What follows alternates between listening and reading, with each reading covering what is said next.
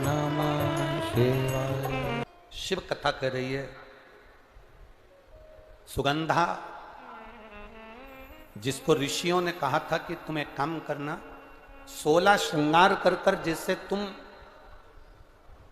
सबको अपनी मुट्ठी में कर ली हो, अपने कब्जे में कर ली हो, सुगंधा 16 श्रृंगार कर कर जैसे तुमने सबको अपने कब्जे में करा है, उसी तरह 16 सोमवार का व्रत कर कर तुम देव अधिदेव महादेव को भी अपना बना सकती हो, शंकर की आराधना कर सकती। अब इतना तो ऋषियों ने कहा, और ऋषियों ने कहने के बाद में ऋषि सारे के सारे जितने भी ऋषि थे वो सब क्षिप्रा महारानी के तट पर तप साधना में डूब गए। सुगंधा के मन में एक प्रश्न रह गया कि इस व्रत को मैं करूं तो करूं कैसे।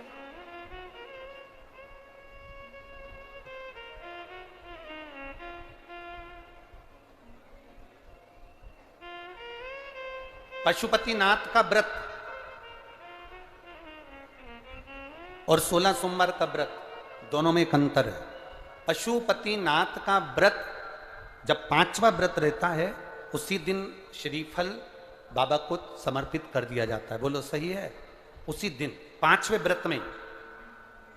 पर 16 सोमवार का जो व्रत होता है, इसका जो उद्यापन होता है, वो 16 सोमवार पूरे होने के बाद 17वें सोमवार पर इसका उद्यापन का महत्व आता है। कितने सोमवार पूरे होना चाहिए? जम के बोलो जरा। 16 सोमवार पूरे होने के बाद 17वां जो सोमवार होता है, 17वां जो सोमवार है, बस उस सोमवार पर फिर इसका उद्यापन हो। 16 सोमवार पूर्ण होने, दोनों में अंतर। अब मन में प्रश्न जागृत हो गया सुगंधा के। सुगंधा ने विचार करा कि मैं करूं तो करूं क्या। ऋषि तो तप साधना में बैठ गए, ऋषि तो तप साधना में लग गए, क्षिप्रा महारानी के तट पर बैठ गए। अब ये ना जाने कब उठेंगे और कब उठेंगे, और मैं कब इनसे पूछूंगी कि मुझे व्रत कैसे करना है, व्रत का नियम क्या है, व्रत करूं तो करूं कैसे, और इस व्रत को मैं कौन से महीने में उठा लूं जिससे मेरी जिंदगी की सार्थकता सिद्ध हो जाए।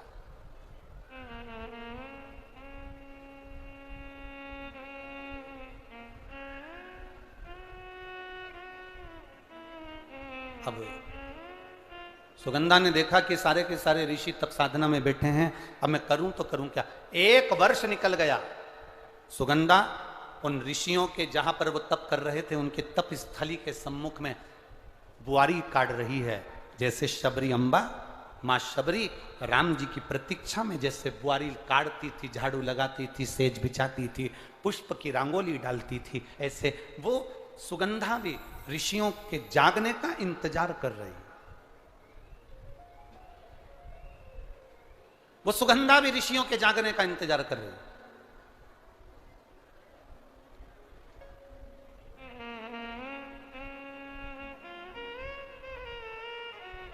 कभी तो नेत्र खुलेंगे, कभी तो ऋषि बोलेंगे। सुगंधा ने संतों की सेवा करी, ऋषियों की सेवा करी, इंतजार करा। थोड़ा इंतजार करना, 1 महीने में अगर काम ना हो, 2 महीने में काम ना हो, 3 महीने में काम ना हो, एक बार पशुपति व्रत से काम ना हो, एक बार 16 सोमवार के व्रत से काम ना हो, एक बार भगवान के जल चढ़ाने से काम ना हो, छोड़ना मती। क्योंकि जितना संबंध परमात्मा से पुराना होते चले जाता है, भगवान उतना भंडार भरते चला जाता है। संबंध पुराना है।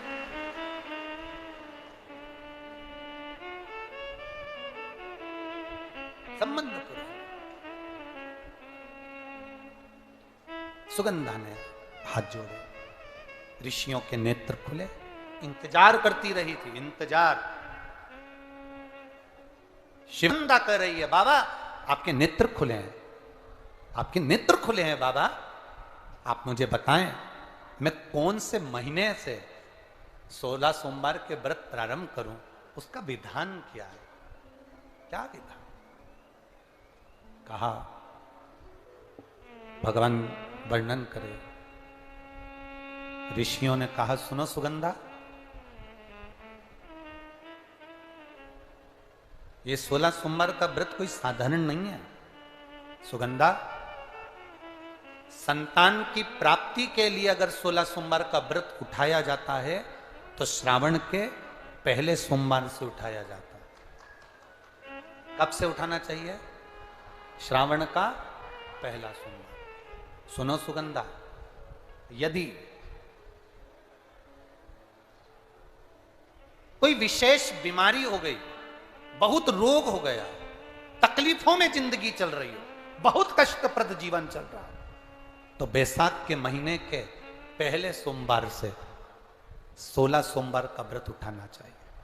और सुनो सुगंधा, उत्तम वर, उत्तम घर, व्यापार, व्यवसाय, नौकरी, पद, प्रतिष्ठा,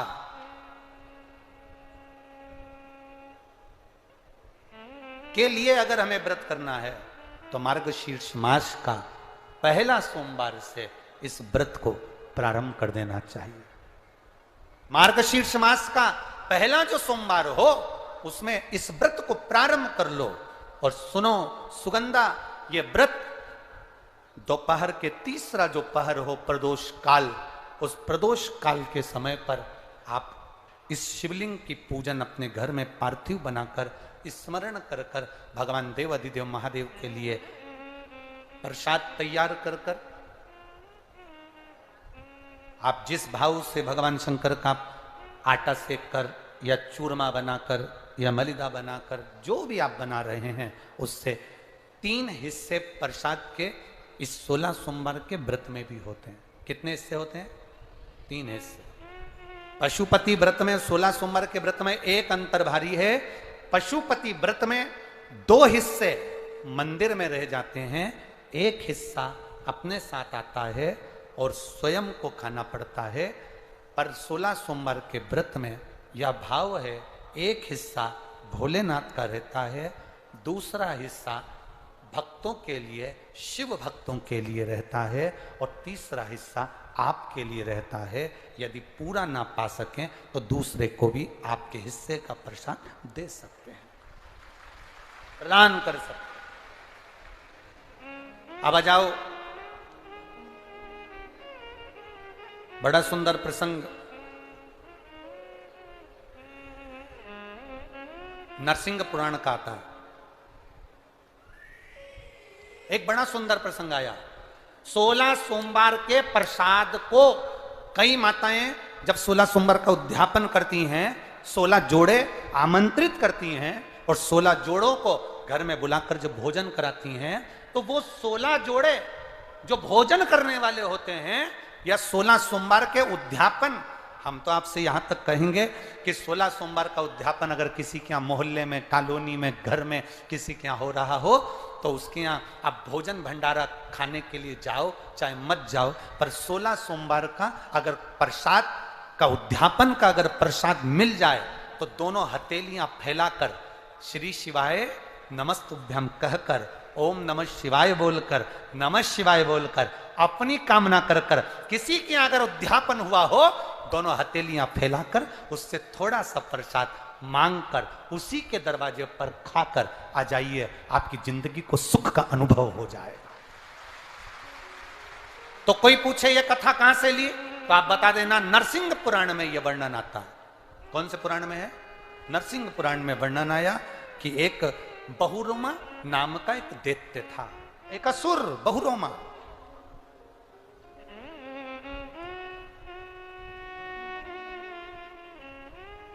एक बार बहुरोमा नामक का ये दैत्य, ये असुर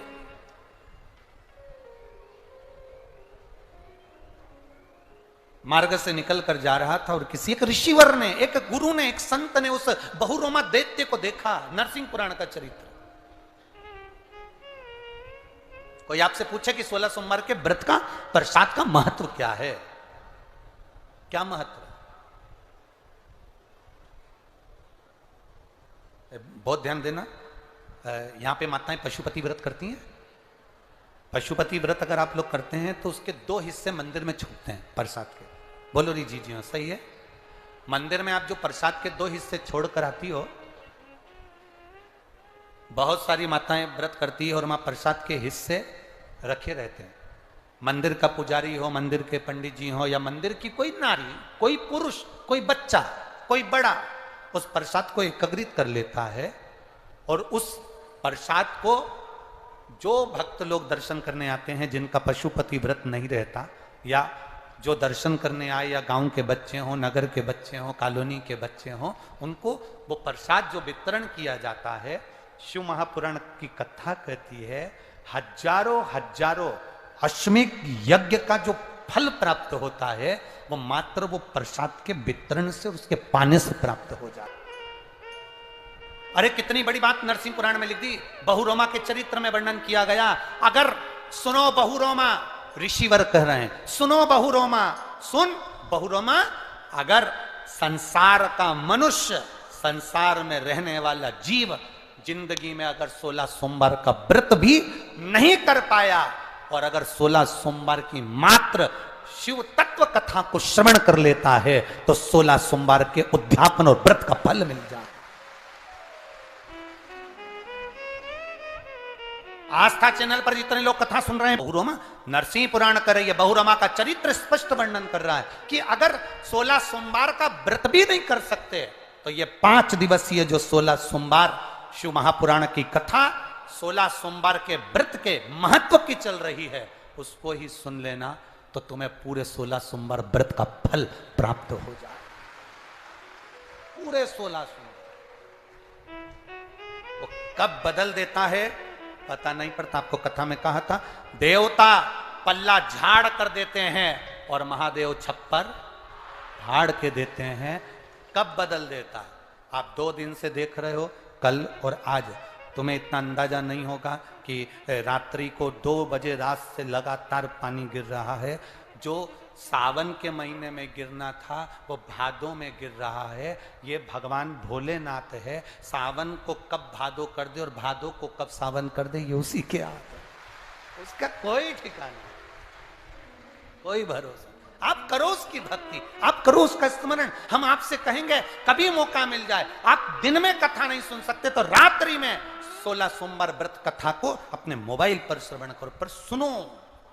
बहुरोमा, तू तो दैत्य है, तू तो असुर है, और असुर होकर दैत्य होकर तू शंकर के मंदिर के बाहर बैठा है। बहुरोमा ने कहा मेरे पूर्व के संस्कार होंगे। बहुरोमा कहता है मैं चंद्रवंश के राजाओं में एक राजा था, मेरा नाम जयध्वज था। 16 सोमवार व्रत का बड़ा भाव। मैं चंद्रवंश के राजाओं का राजा था, मेरा नाम चंद्रवंशी राजाओं में था, मेरा नाम जयध्वज था। मैं जयध्वज, मेरा नाम जयध्वज था। मैं अपने सिंहासन पर बैठा राज सत्ता का आनंद लेता था। एक बार मेरी चित्तवृत्ति में आया तो मैंने देवताओं के पास में जाकर निवेदन करा, गुरुजनों से पूछा, मुझे चंद्रवंश का राजा जयध्वज बनाया गया, ये जयध्वज मुझे राजगद्दी किस पुण्य से प्राप्त हुई है? मैंने कौन सा पुण्य करा था जो मुझे ये राजगद्दी मिली है? मेरा पुण्य कौन सा है जो ये राजगद्दी मुझे मिली? पुण्य कौन सा? तो ऋषियों ने, गुरुओं ने कहा था, जयध्वज, पूर्व जन्म में तुमने शिव मंदिर में सेवा करी, उसका फल ये मिला कि तुम्हें ये राज सिंहासन प्राप्त हुआ। राज सिंहासन। इंजीनियर की पढ़ाई एक कॉलेज के अंदर 500, 200, 1000 बच्चे पढ़ते हैं, एक ही क्लास के, एक जैसे इंजीनियर बनते हैं, एक जैसे कंपटीशन एग्जाम में बैठते हैं। और ईमानदारी से बोलो, क्या उनकी नौकरी एक जैसी मिल जाती है? सबकी तनख्वाह एक जैसी रहती है? कोई इंजीनियर ऐसा होता है कि उसकी तनख्वाह प्रबल होती है, बड़ी कंपनी मिल जाती है और उन्नति बढ़ता चले जाता है, और कोई एक कंपनी में लगा तो पूरी जिंदगी वहीं निकाल देता है। एक ही कंपनी में उसका जीवन चले जा रहा और दूसरे ने तरक्की कर ली। जब हम उसको देखते हैं तो सोचते हैं, बताओ, हम साथ पढ़े हैं, साथ रहे हैं, इसने इतनी तरक्की कर ली, हम वहीं की वहीं हैं। कारण क्या है? एक तो उसकी लगन, दूसरी उसकी मेहनत, और तीसरा उसके पूर्व जन्म में जो उसने शंकर के मंदिर में कोई सेवा करी होगी, उसका पुण्य उसको राज सिंहासन लेकर चला गया, उसके राज सिंहासन तक लेकर गया। शंकर का करा गया भजन, शंकर का करा गया गुणगान, शंकर का करा गया स्मरण, शंकर जी पे चढ़ाया गया एक लोटा जल तुम चढ़ाकर भूल भी गए। महादेव नहीं भूलता, वो याद रखता है। याद रखता है तो ऐसे दुख की घड़ी में वो महादेव तुम्हारे सम्मुख में आकर दे भी देता है। व्रत करे, बहुरोमा दैत्य है और दैत्य बहुरोमा को पूछा जयध्वज नाम है। जय, अब जयध्वज जब नाम है जयध्वज, तुम्हारे पास में ये सत्ता, ये राजसी ठाट, ये सिंहासन, ये आनंद तुम्हारे पास कहां से आया? तो कहा पूर्व समय में मैं शंकर के मंदिर में सेवा किया करता था, उसका पुण्य मेरे खाते में आया, जिससे मुझे चंद्रवंश का राजा जयध्वज बनाया गया। परंतु मैंने एक गलती कर दी। एक बार देवर्षि नारद शिव जी पर जल अर्पित कर कर आ रहे थे और उनको देखकर मैंने हंस दिया। आपसे निवेदन है, शंकर जी के मंदिर से कोई स्त्री आए, कोई पुरुष आए, कोई बच्चा आए, कोई बूढ़ा आए, कोई कैसा भी व्यक्ति शंकर जी के मंदिर में जल चढ़ाने जा रहा हो, जल चढ़ा कर आ रहा हो, आप दुनिया पर कमेंट्स करना, आप दुनिया पर अपशब्द कहना, आप दुनिया पर उंगली उठाना, आप दुनिया को ताना देना, पर शंकर जी पे जल चढ़ाने वाले को कभी ताना मत देना, क्योंकि उसका जवाब वो नहीं देता, उसका जवाब महादेव देता। उसका जवाब महादेव देता।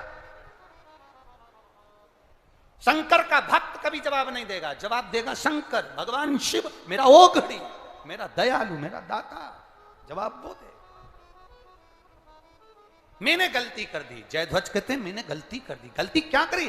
देवर्षि नारद शिव जी के मंदिर से आ रहे थे, जल चढ़ाकर मैं उनको देखकर हंस दिया। हंसा मैं। कई लोगों की आदत रहती है जल चढ़ाने वालों को देखकर हंस देते हैं। बताओ, काशी और वाले महाराज के चक्कर में पड़ी है, ढोंगी हो गए, ढोंग हो गया, प्रपंच हो गया, ये हो गया। ना ना ना, आग लगे बस्ती में अपन रहो मस्ती में। क्या किसको रोई है, चादर तान के सोई है। अपने को टेंशन नहीं लेना। कोई कुछ बोल रहा है उसको बोलने दो, जो बोल रहा है उसे बोलने दो। कोई कुछ भी कहे, कितना भी ताना दे, देन दो। अभी कथा के शुरू में कहा था, तुम्हारी प्रशंसा करने वाले कम हो जाएं चलेगा, पर तुम्हारी निंदा और बुराई करने वाले कम नहीं होना चाहिए, होने दो। तुम्हारी तरक्की उसी से, तुम्हारी उन्नति उसी से। बहुरोमा, मेरे गलती हो गई थी, मैं हंस दिया। देवर्षि नारद ने मुझे श्राप दे दिया, तुम असुर हो गए, राक्षस हो गए, अब मेरा कल्याण कैसे होगा? तो कहा तुम्हारा कल्याण केवल एक ही बात से होगा। कहीं कोई व्रत कर कर 16 सोमवार का आनंद लेकर कोई शिवालय देवालय में जाकर सफाई करो, पूजन करो, अर्चना करो। कोई अगर शंकर को जल चढ़ाता हुआ भी आ रहा होगा, उसके कलश का एक जल का छींटा भी लग गया, तुम्हारी मुक्ति हो जाएगी। और यदि 16 सोमवार व्रत का कहीं प्रसाद का एक अंश भी तुम्हारे जीवन में मिल गया तो तुम्हारा कल्याण निश्चित हो जाएगा। और वही हुआ।